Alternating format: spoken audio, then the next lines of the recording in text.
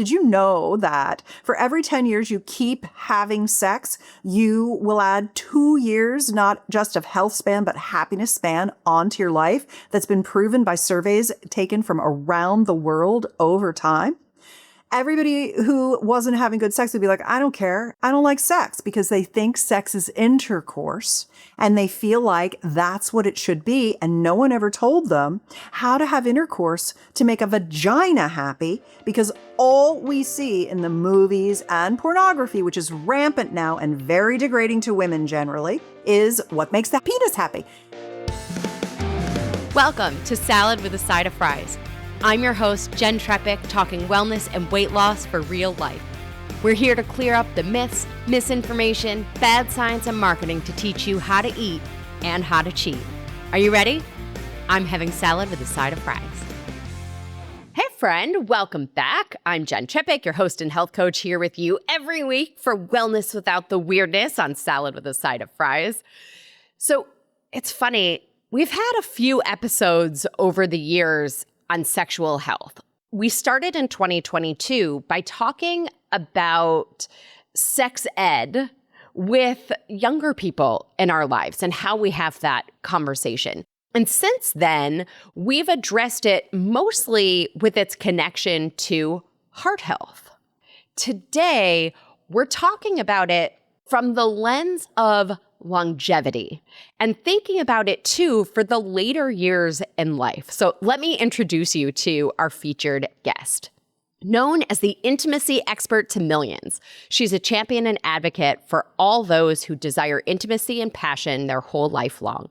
She spent over 2 decades doing something that censorship and shame have long tried to silence, teaching people the pleasure-based sex education they never received. As the world's most prolific and far-reaching sex educator, she's the author and publisher of 44 books and programs enjoyed by over 1.5 million lovers worldwide, including her bestsellers Sexual Soulmates, Relationship Magic, the steamy sex ed video collection, Revive Her Drive, and Expand Her Orgasm Tonight. As CEO of Better Lover, Personal Life Media, and The 20, she publishes the world's most comprehensive library of orgasmic lovemaking education and formulates precision sexual vitality supplements built on the science of blood flow and desire. Now she's here to share her wisdom with you. Please meet Susan Bratton. Woo, Jen! Right. That was a good intro. Very well done. Thank you. And it's so nice to see you again. Thanks for having me on. Absolutely. Thank you. And likewise, I know there is so much for us to talk about, and I want to get right to it. Yeah. So quickly, let me tell our members what they're getting, and then we'll jump off with your story. Great. So friends, join us in the Happy Healthy Hub. Being a member of the Hub is the next best thing to working with me as your coach. You get a recipe each week delivered to your inbox, curated articles and additional discounts from me and our partners. You get interview episodes like this one in full video, including some behind the scenes content, and access to the community board where we can interact, ask and answer questions, and more. All of this is yours for just $12 a month. Or you can prepay the whole year and you get 2 months free. So that's a year for $120. Like, we've spent more money on sillier stuff. So with that, your recipe this week is for roasted beet and fennel salad with walnut breadcrumbs. Right? I see your face. Oh, it's delicious. This one I love for a lot of reasons. First, it's a salad that's cyclospora safe. So by the time this airs, if that's still a thing, you'll be good to go. The beets support blood flow, which is fitting for this episode. And then the dressing that goes with the salad is simply beyond. Like, it's worth making and keeping in your fridge, totally separate from the rest of this. So to get this recipe, plus this episode in full video, access to our community chat where you can ask me anything, go to asaladwithasideoffries.com/membership. From there, you'll click subscribe now, follow the prompts to enter your payment info, create your login to access the hub and all of your benefits. Remember, you're going to asaladwithasideoffries.com/membership. This truly supports your health and this show, so we can keep doing this together every week. Okay, Susan, so we heard in introducing you, you're known as the intimacy expert for millions.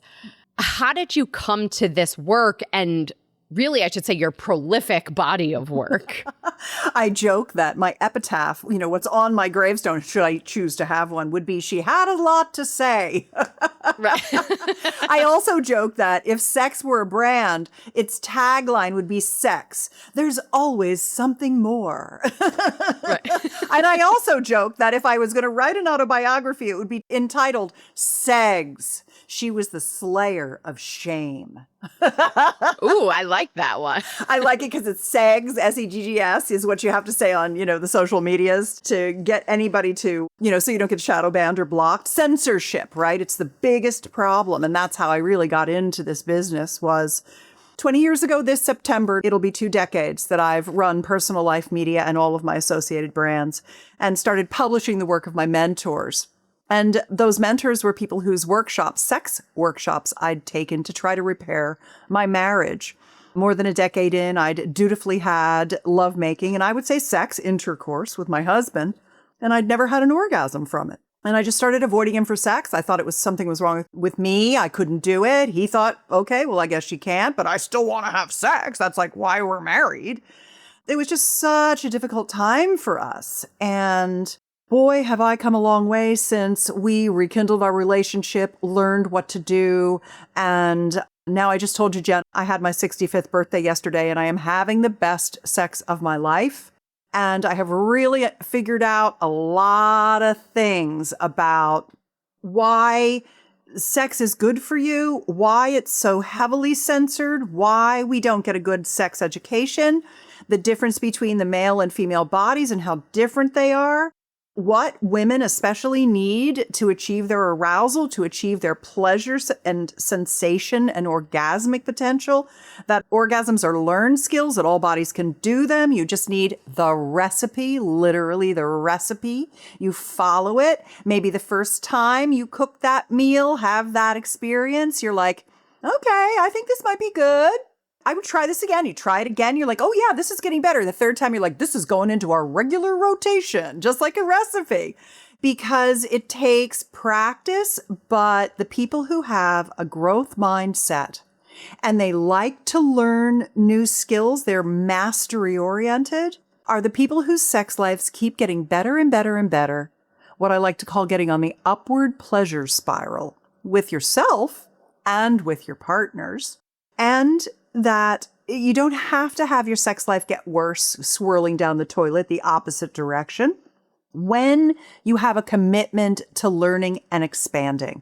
Because sex is so incredibly censored in our world that we are literally working on the faintest whiffs of information, and the information that we get is almost always male body oriented. So when women come to me and they say, and I don't work with people individually, I'm not a therapist, I'm an author and publisher of passionate lovemaking techniques, bedroom communication skills, and intimate wellness and regenerative intimacy therapies, treatments, ideas, I explain them to people because when you age, your genitals do age along with you, but there are things you can do to keep them working, and use it or lose it is not even a thing. It's always there for you. So I got into it through my greatest wound becoming my greatest gift, and learning and having all of these decades of epiphanies and sharing it with my newsletter readers.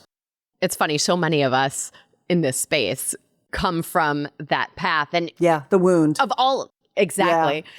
And you shared so many things in there, and I'm hoping that we can at least touch on most of them. Yeah. And the place that my mind went to start is from a sociological perspective, and I suppose also a biological perspective.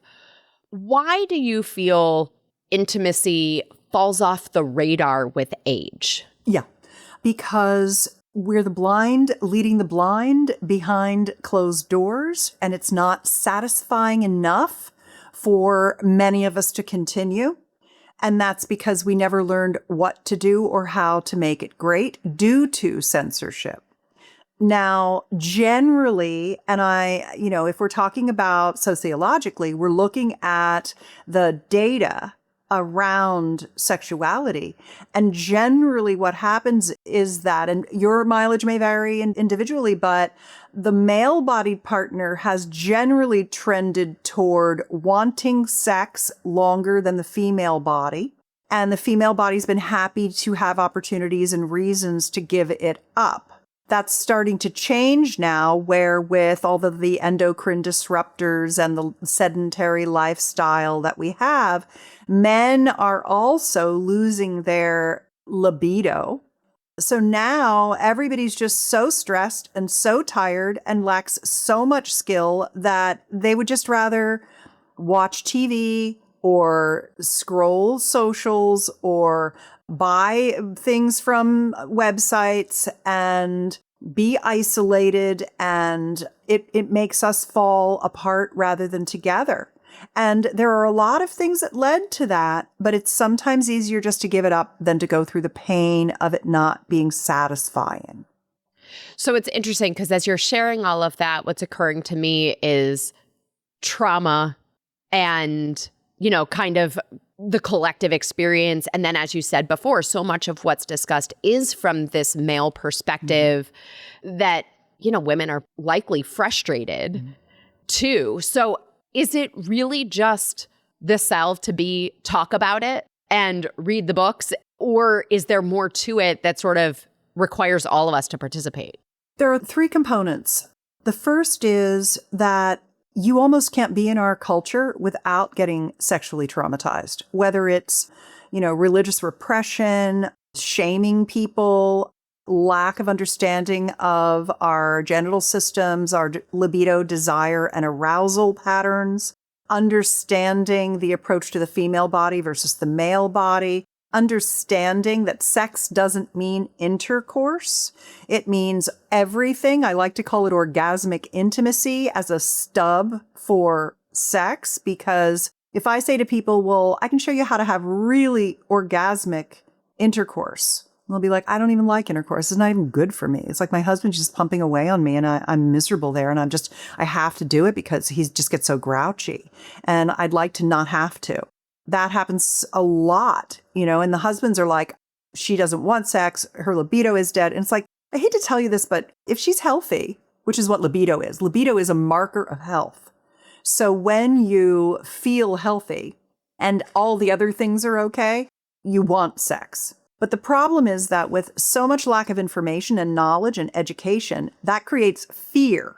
So now you're entering into a situation where there's fear, where there should have been joy and pleasure.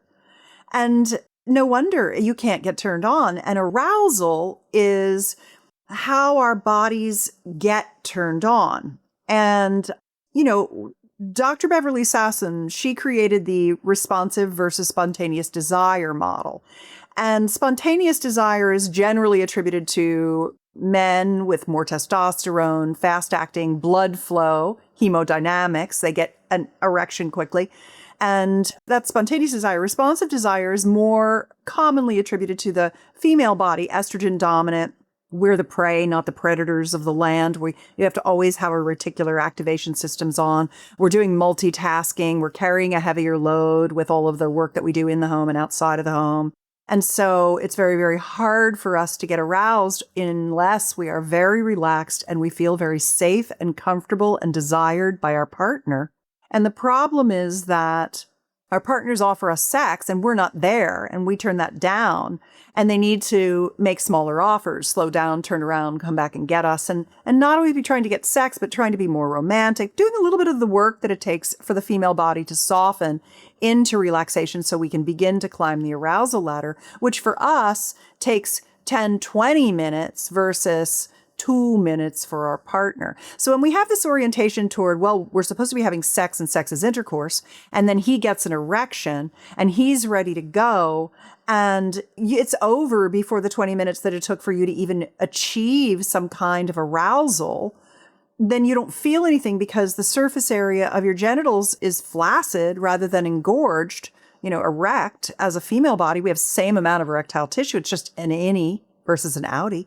So we never get there. So we don't like sex because it doesn't feel that good to us. And so we just want to opt out of it. And so I think that's really common. And add on top of that, all of the potential traumas that we've had, especially as females, but it happens to men too. Men get shamed around penis size by watching porn. Women get traumatized by everything from date rape cultures to the pedophilia that we see so rampant in our societies now. You know, there's just like all this stuff stacked against us, plus the added ageism and like showing us our imperfections, our bodily imperfections and things like that. Oh, we're too fat, my stomach, cellulite, all this stuff that we have to process all the time because we're held to this higher standard of beauty. And so you have all of those kinds of things which are diminishing the middle thing, which is desire. So there's libido, arousal, and desire, and they're really like a Venn diagram, you know, 3 interlocking rings with you in the middle, you with your little sad sex life, wishing it was better, wondering if you're the only one that isn't getting what you could, maybe it's all a lie, you know, and maybe everybody's faking it, or I had it once with one person, but, you know, a lot of people think it's like the person, like, oh, it was that one person I had sex with and it was never that good again. I guess I'll never have that. That's completely erroneous. A completely erroneous construct. You become lovers together. It doesn't matter what body bags we live in. We're all massively imperfect. And that has literally nothing to do with the pleasure that we can co-create with the knowledge that we struggle to get because podcasts are literally the only uncensored medium on the internet today where I can speak the truth to the power that suppresses us from our pleasure. Because if we were making love at night and not watching Netflix, buying stuff on Amazon and scrolling Instagram, we're not doing what we're supposed to be doing as good little capitalists, right? So suppressing the information especially controls women, and it keeps us in line. It keeps us paying attention to other people's agendas. And I know that sounds like crazy conspiracy theories and stuff, but, you know, think it through. Like, whose pawn are you? If it were me, and I am me, and I do this, I focus on scheduling erotic adventures with my partners and continuing to learn new skills together all the time. Even as a sex expert for decades, I'm still trying new things all the time. When you take the trust and the safety that you have with a partner, with a lover, and you add to that the novelty and variety of continuing to increment your knowledge and trying new things sexually, then you have desire that continues to build. That's the upward pleasure spiral. If you only have trust and safety, you've got the monotony and monogamy, you've got the boredom, you've got the sex is intercourse, that's what we're doing, we're over in 5 minutes, I'm just doing it to get it done, versus the I have a hot sex life, it keeps getting better. And I can tell when my desire ebbs and flows that it aligns with my health and has nothing to do with my desire, which is how I feel about myself and you, or my arousal, which I'm perfectly capable of managing once someone explains to me what it is I need that I haven't been getting. So I want to come back to all of that. Anything. In a lot of our sort of how-to pieces, the context of this conversation is also this idea of sex span and happiness span as it relates to longevity. So will you draw that line for us between the pleasure, the experience, and like the physiology that we experience that then lends itself to longevity? Yes. It's interesting. I'm doing a keynote next week at a conference called Stimulate. And my talk is the new science of sensation. And I love how you're asking me about things like, I mean, the things I'm covering in there are everything from molecular biology to material sciences. You know, it's just a lot of psychology, a lot of information. And what I love about it is that once you explain the mechanisms of action to people around sexuality, they're like, oh, interesting. I never really thought about it that way. And I've coined a new term that I really like, which is called regenerative intimacy. And I like that because it's kind of it has a lot of different entendres, more than double.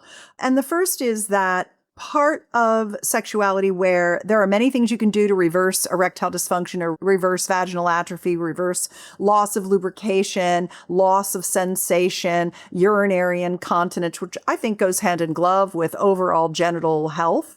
All of those things, a loss of libido with hormone treatment and health, focus on your health, your mitochondrial function, nutrition, sleep, and exercise. Well, intimacy, and I would call it orgasmic intimacy, is the fourth factor of longevity. But if we started, and you were very smart to save this question, because if we started with, sex is really good for you, you should be doing it, it's going to make you live a longer and healthier, happier life. Did you know that for every 10 years you keep having sex, you will add 2 years, not just of health span, but happiness span onto your life? That's been proven by surveys taken from around the world over time. Everybody who wasn't having good sex would be like, I don't care. I don't like sex, because they think sex is intercourse and they feel like that's what it should be. And no one ever told them how to have intercourse to make a vagina happy, because all we see in the movies and pornography, which is rampant now and very degrading to women generally, is what makes the penis happy. When you teach the penis what to do to make the vagina happy, it also makes the penis happy, not only in the experiences of it, but in the fact that our penis owners, our men, they want us to love having sex with them.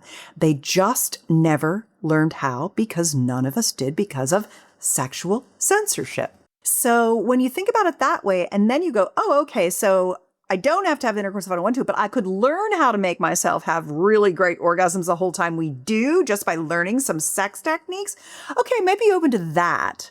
But I would be open to cuddling, mutual masturbation, genital massage and stroking and pleasuring, maybe some breast stroking and pleasuring, holding and being held, words of love, encouragement, adoration, affirmation, appreciation, using sex toys together, maybe doing some role playing, doing some naughty photo shoots, all of that sounds a lot more fun than this duty booty trench I can't dig myself out of. So then you're like, okay, all right, tell me, if you're telling me that orgasmic intimacy is the fourth pillar to longevity and literally adds years of health and happiness onto my life, okay, I'm at least willing to listen to you. So what's so great about it? What is it doing for me? Well, I'll tell you a couple of things. First thing is, and we started off with a recipe for beets, which I love, Jen. Did you pick that recipe just for me? I did. What a smarty you are. I just love how intelligent you are. You are so sharp. It's wonderful to be in your presence and to work with you. Well, blood flow is at the real root of pleasure, because we need our genitals to get that blood flow into them to expand and engorge, which is great and very important. So if we don't have that, then we can't feel the sensation that's occurring in our bodies. And so it registers as meh instead of woo, right? So rushing to intercourse creates a lot of those problems. When you get good blood flow and you have orgasms, which are all learned skills, there's over 20 kinds of orgasms the human body can have. And the 20th one is wild card. It's literally unlimited. There are every place on your body someone has been touched and had an orgasm from. Because what we're really talking about is laying down the neural pathways from the brain to process that sensory pleasure in the somatosensory cortex, which tells us, oh, these nerve endings are getting stimulated. Oh, these corpuscles are enjoying that vibration. Oh, these mechanoreceptors like the way you're pulling on this or tickling that. Oh, these thermosensors like the warmth of your hand on my whatever location you're touching. All of our body is built to feel and pay attention to that pleasure and sensation, and our brain is what tells us it happens. So we can start to take ways we might be able to already orgasm and expand that by cross-training and stimulating new tissue areas. For example, there was this really interesting research that said, it was a nurse practitioner. She had, I think it was 41 women, and she touched each of them in specific locations across their genital structures. She touched them on the mons, the outer labia, the inner labia, the vestibule between the inner labia, the clitoral shaft, the clitoral tip, the opening to the vagina, which is called the introital sphincter, and then inside the vaginal cavern or pocket. And the women, I read all the verbatims. She said, "What do you feel when I touch here?" And all the verbatims in one way or another came down to 4 things they felt: pain, numbness, shame, or pleasure. And most of it was the first 3, not the last one. And they only had 1 or 2 locations that really gave them much pleasure. And for most women, it was the introital sphincter opening to the vagina, which has mechanoreceptors. When the penis goes in there and it stretches it, it feels good to us.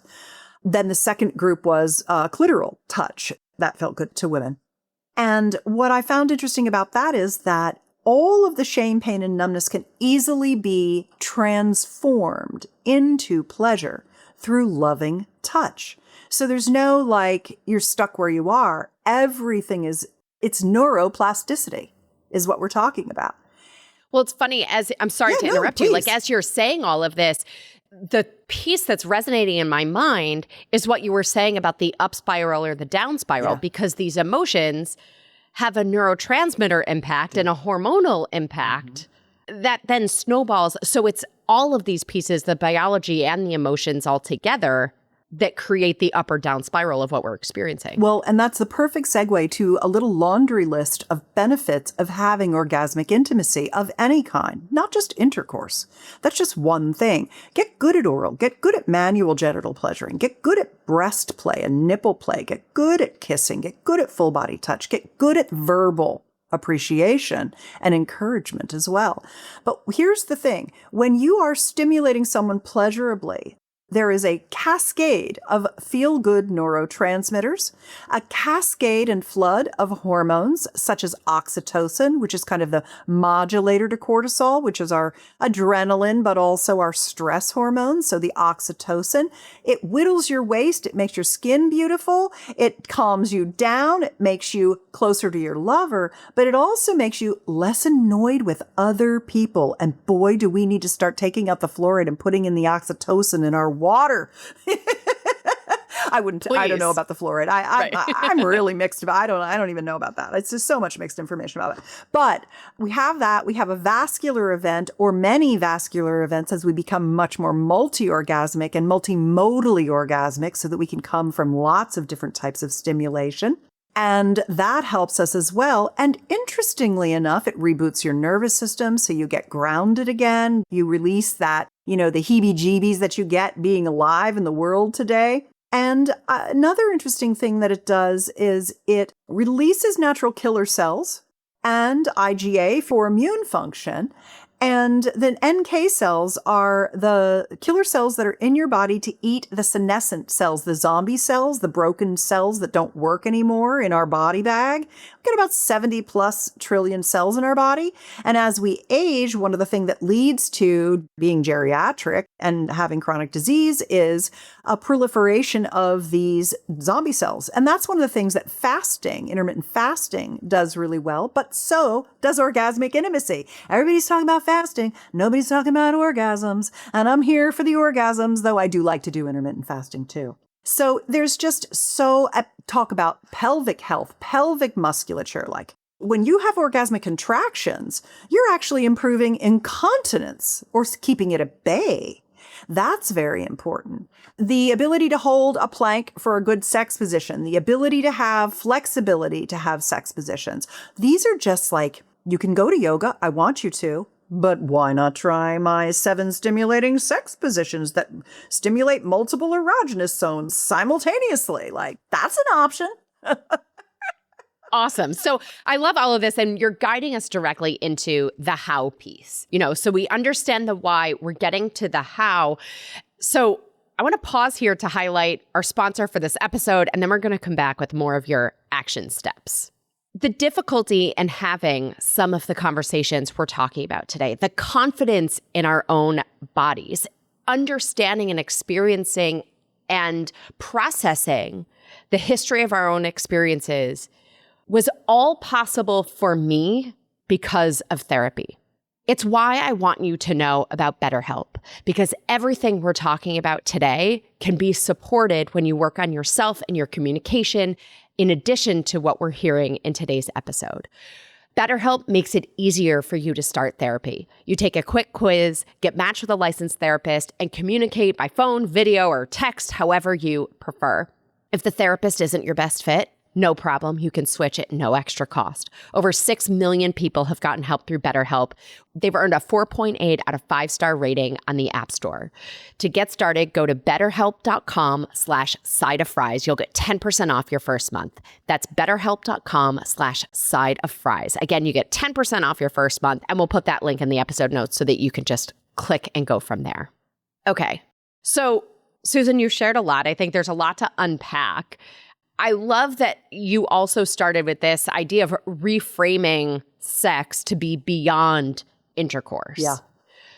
So along those lines, is communication the place we start? I know you have, the sexual soulmate pact, or where do you recommend we begin? I appreciate that you knew about that.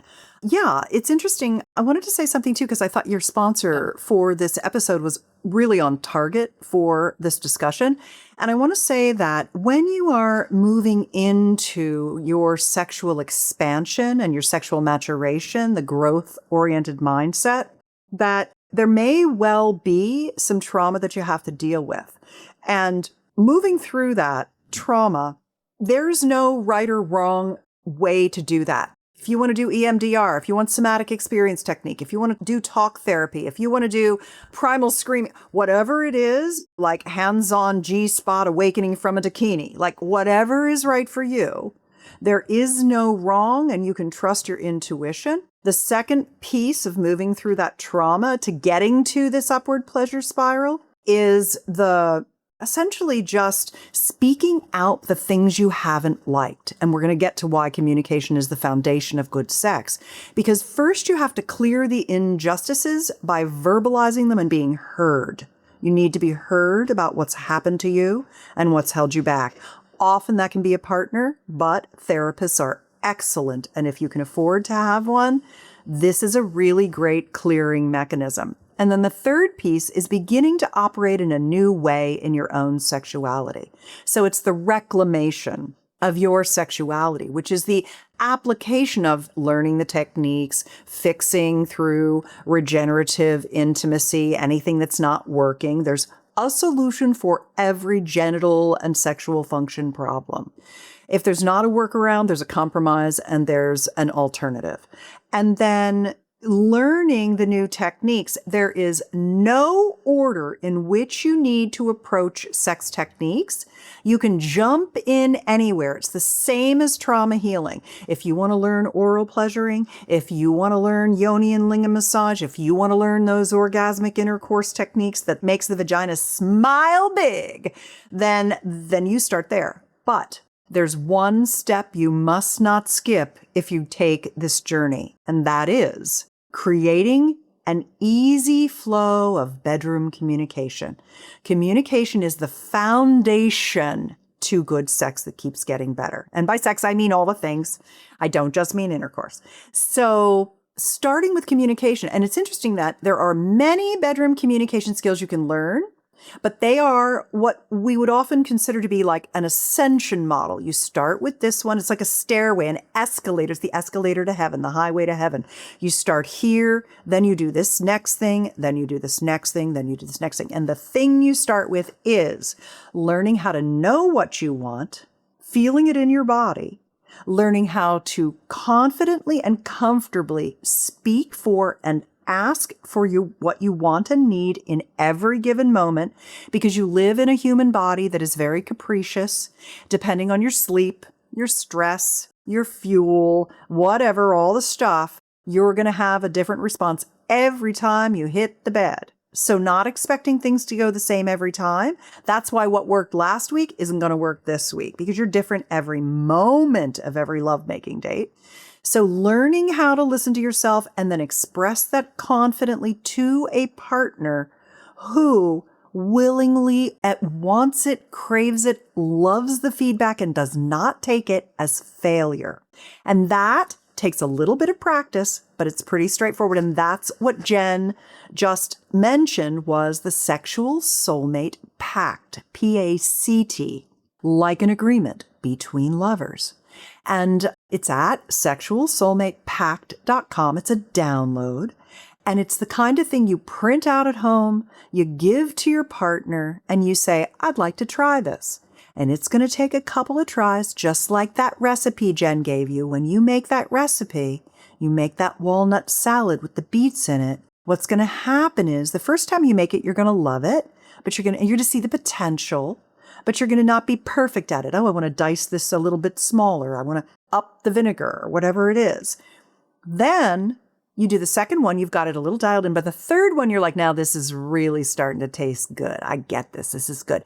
And you start to be more comfortable speaking your needs, your truth, your desires with each other. Then you start getting all this great information from each other. You're in this natural flow. It's not like you're interrupting anything by speaking up. Like a lot of people feel like they're on this express train to intercourse orgasms and don't talk because it could set me. Oh, dude, like I literally just stop whenever I want to stop. If I don't one more pump, I'm done. And I sometimes just need to take a break, and sometimes I want to go back to it. And sometimes I just want to lie there, and sometimes I recuperate, and sometimes I got to get up and do something else.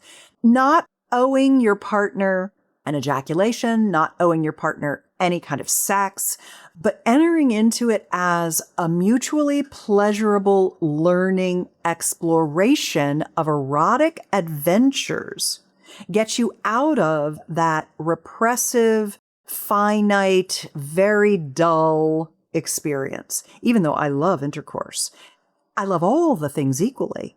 And I do them all in different orders every time I make love.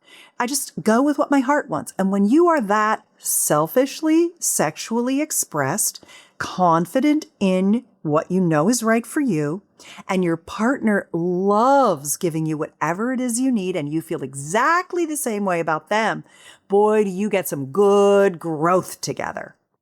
So taking it from there, we've had this conversation. Yeah. We've agreed to the pact. Yes. There's pieces at play between, as you outlined it before, libido, desire, arousal. Yes. What are some of the tools that people could start using right after listening to help with each of those pieces? So for libido, I honestly feel like if you're reasonably healthy and you want to have sex, then it's not really a libido issue. If you're not healthy, you can't really expect to want sex till you feel better. Totally. You'll know you're starting to feel better when you start wanting sex again. And if you don't want sex because you don't feel good, don't worry about that. Fix what's going on with you. I jokingly call myself the Wolverine. Whatever happens to me, I just figure out how to fix it and pick myself back up and keep going. I don't think, oh, this is what happens at my age, or this is what's to be expected. I'm like, oh, hell no. I'm not doing anything. I want to be a 40-year-old, 65-year-old. That's what I'm working on with everything about me. I focus on how I'm reversing the clock on aging, not just staying up with it. But that takes a lot of energy, and it takes money too. And I understand that. I am very, very aware of that.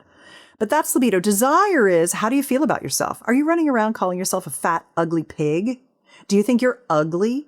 Do you think you're unlovable? Do you know that feeling unlovable, feeling unworthy of love is the single most common psychological issue of all of us? I mean, my God, wow. Baby, you're lovable. You're perfect, just the way you are. You got to bring some kindness into your heart and love yourself. What did RuPaul say? If you can't love yourself, how the hell anybody else going to love you? You got to start with you. And then if there's problems in your relationship, what are they? Where's your partner not meeting your needs? What's pissing you off to the point where you don't even want to have sex with them? You got to clear that up, right? So a lot of the things that hold you back from sex are actually the psychological trauma that you're living in right now. And so you have to look at that and say, okay, well, I guess Susan's telling me I shouldn't even feel like I should have sex right now. There's nothing really wrong with me. It's this other stuff. And then the arousal is slow down. Stop pile driving. Stop just running as fast as you can toward intercourse. Take a break. Learn some yoni massage, some lingam massage. Yoni is my favorite 4-letter word. Yoni. And what it really means is the vulvovaginal system, the clitoral urethral perineal tissue system. It's like the lady parts. And lingam is the same for the male body. It's the penis, testicle, prostate system. And those are great, but they're medical terms. And then there's slang terms. And so I like the tantric lovemaking terms because they feel pretty. You can call it your kitty, your flower. You can call it your man cannon or your man hammer, whatever you want to call it. But start playing with those things. Use your hands. Use pleasure tools.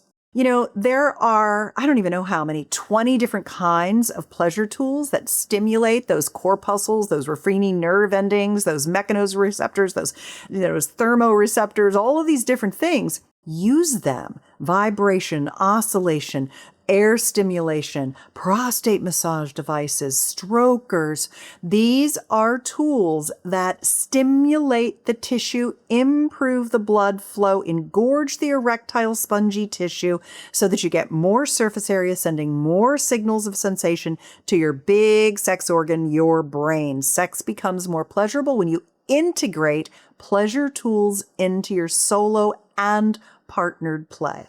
So this is also making me think of the whole oxytocin piece. Yeah. And wouldn't we all benefit from more of that? Talk to us about the oxytocin yogurt. Yes. So my friend, Dr. William Davis, do you know him? Do you know Bill Davis? I know the name. Okay, you got to have him on your show. He'd be perfect for you. So let me know if you want an introduction because Sure. I just adore this man. He's written many books. He's written Wheat Belly, Undoctored. There was another really good one that was like about intestinal bacteria. I'll think of it.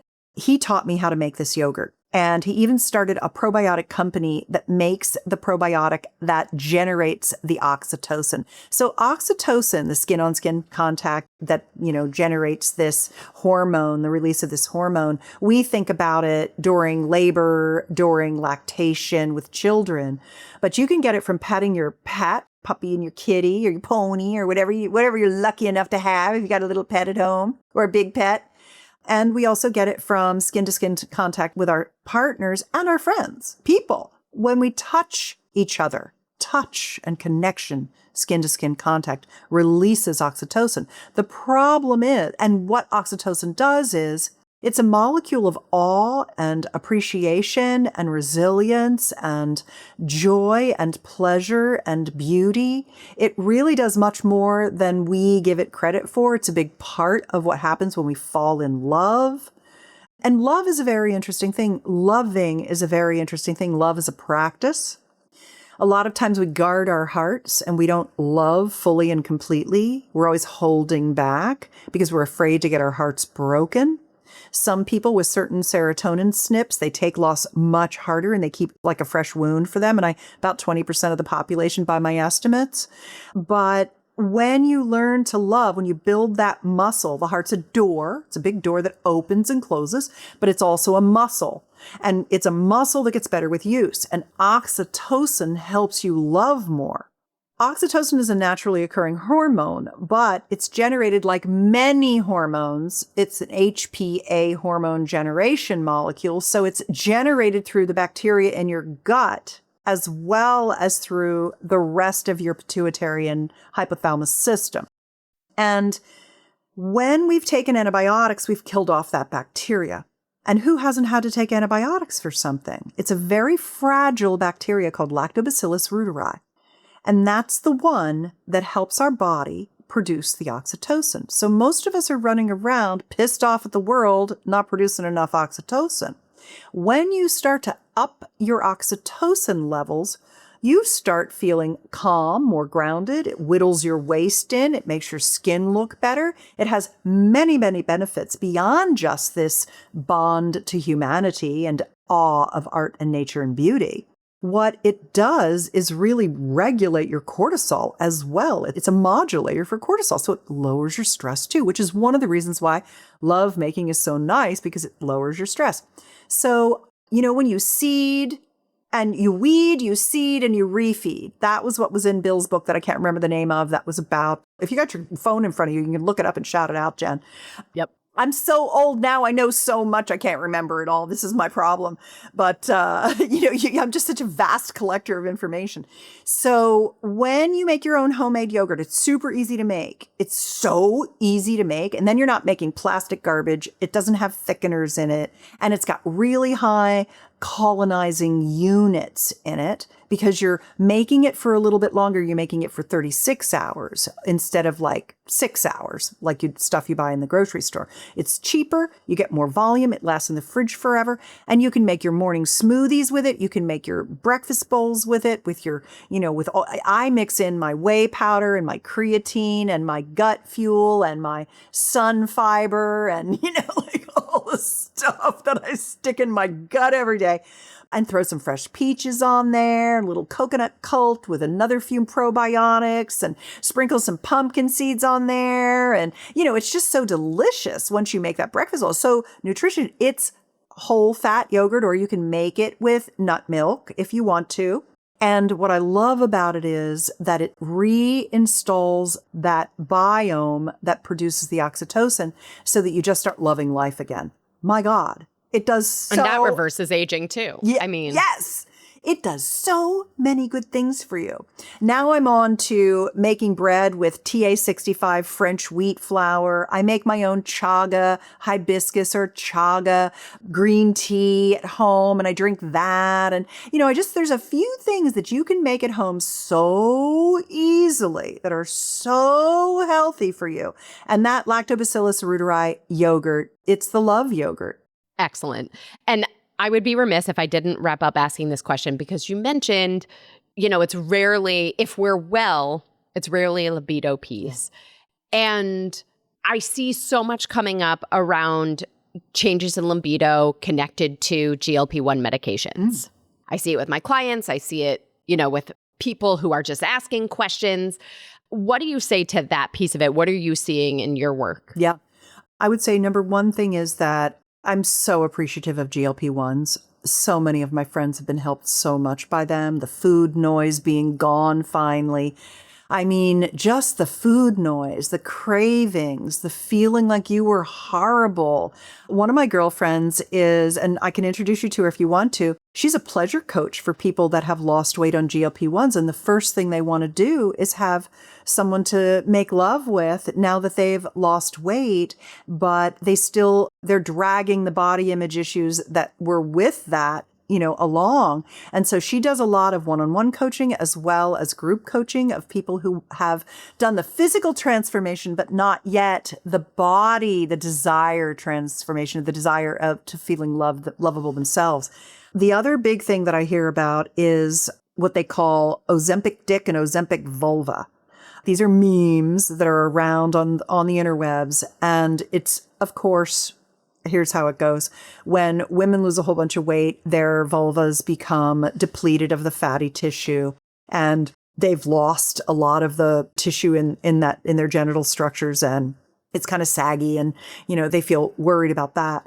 But when men lose their fupa, the little fat pad over the penis, and everything shrinks, now they can see their penis again and it looks bigger. And it's like, oh, well, it figures for women we're suffering, but for men it's like a benefit, which I think is so funny. I would say I hear as many people who get their libido back as I hear of people who are still struggling with their libido from it. So it's a crapshoot as to what, are you on a GLP-1, a 2, a 3? Do you have the right one? How's your dosing? What's the other stuff you're doing around it? All those things. Absolutely. And that's the piece of it being a comprehensive, conversation and tool, which thank you for all the tools that you gave us today. I know there's so much more that we could talk about. But it's time for a rapid fire off-topic questions. Are you ready? I'm ready, Jen. Awesome. What's the best thing you've done for your health this week? What's the naughtiest thing you've done related to your health this week? It's like the salad and fries of your week. Yes. I ate a pint of ice cream and I'm not sad about it. I eat so well all the time that I'm allowed.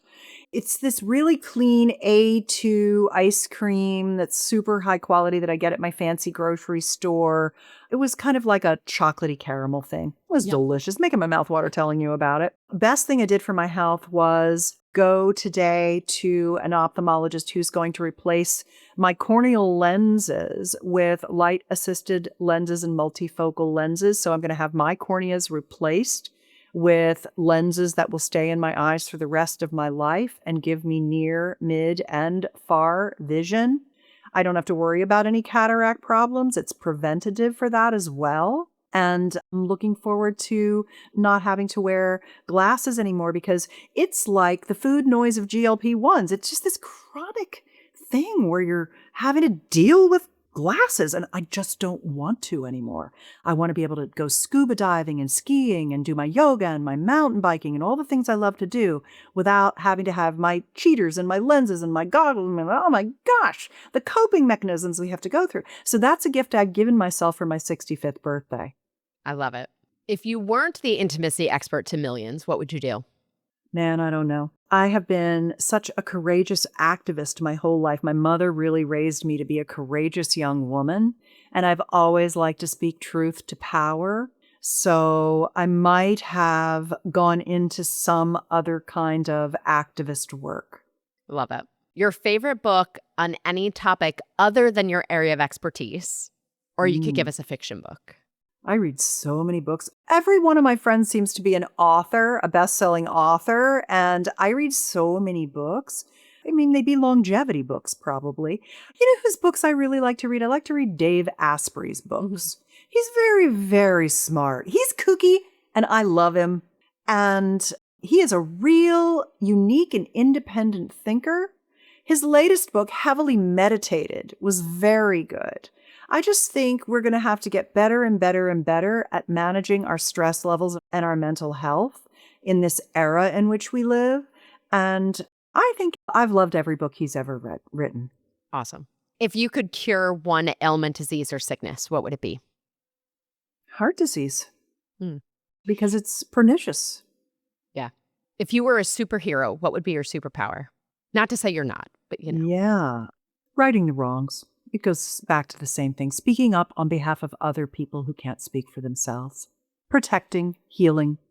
Nice. What's your biggest pet peeve? The division of our country. All right, last one. In your opinion, what's the next frontier in wellness? Stem cells, exosomes, all kinds of interesting regenerative therapies. I write a longevity newsletter as well as all of my sex advice, and I chronicle all of the things that I've been doing with harvesting my own stem cells, using exosomes, all the PRP things I've done over the years. That whole area of regenerative therapy is including things like acoustic wave, RF devices, lasers. In combination, they are incredible together at solving a lot of the problems that are these kind of, a little annoying problems that really just drive us nuts. Yeah, I love it. Well, how about you? What's yours? In terms of the next frontier? Yeah. I wish I had a more succinct answer. The frontier I want it to be is an overhaul of our food system. Oh my God, I know. And not in the this die and that die, but in a complete, and my idea is you find the food companies.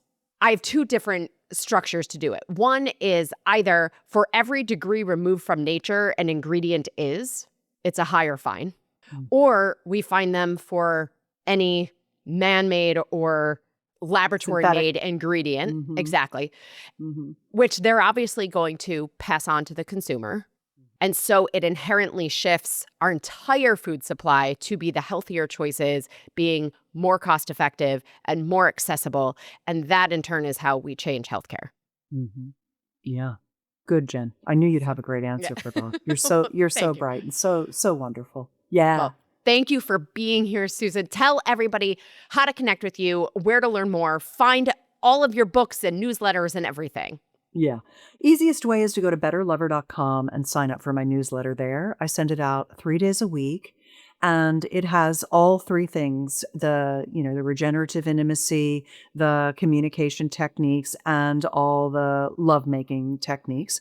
And if there's anything that I've said on the show today where you're like, I didn't quite understand, or I want to know more about that, or I have a problem she didn't address, or she talked about this thing, you can reply to any newsletter you get from me. And that particular newsletter at betterlover.com your reply will go to my inbox rather than my care team. So it's your direct connection into me. And you can ask me anything. 95% of the time, I'm like, I have a little ebook on this that's free, or I have written these articles that'll help you. 5% of the time, I have to ask you more questions to get some clarification so I can help you better. But I do this because it's what made me good at what I do. Your questions are my gift and my pleasure. So I really am here to help people have more intimacy and connection. So you're welcome to do that at betterlover.com. I love it and so appreciate that that's your approach. I think it's why we vibe. So thank you. All right, friends, on Friday in this week's bite-sized bonus episode, we're talking about what's in your cup. So this is a delightful story that I believe gives us some food for thought as we mark 7 years of Salad with a Side of Fries podcast. So what's this story all about? Well, you're going to have to tune in on Friday for this week's bite-sized bonus episode. Be sure wherever you're listening, click the plus sign or the follow button, and then your app will alert you when it goes live on Friday morning. As always, friends, I'm your host and health coach, Jenn Trepeck. Connect with me on Instagram or all social media. I'm at Jenn Trepeck, JennTrepeck. Website is asaladwithasideoffries.com. Pick your platform, send a message. I love hearing from you. It is the highlight of my everyday. Susan Bratton, thank you again for joining us this week. My pleasure, Jen. You are just a delight, and it was my honor to be here, and I hope we shifted some lives. Likewise, yes. And friends, if you are not already, join us in the Happy Healthy Hub. You'll go to asaladwithasideoffries.com/membership. This shows your support for this podcast, this community, and above all, your health. On top of this week's episode in full video with some behind the scenes pieces, your 24/7 Ask Me Anything on the community board, you'll get this week's recipe for the roasted beet and fennel salad with walnut breadcrumbs. I know, it's so delicious. So until next week, remember, first we had lifespan, then we became health span, and now you might want to consider your sex span. Well, friends, that's it for today's episode of Salad with a Side of Fries. Congratulations for making yourself and your health a priority. Thanks so much for joining us. Be sure to click subscribe or follow on your favorite podcast platform. Share us with a friend, and we'll be back next week. Always remember, you deserve it, and you are worth it. Happy healthy.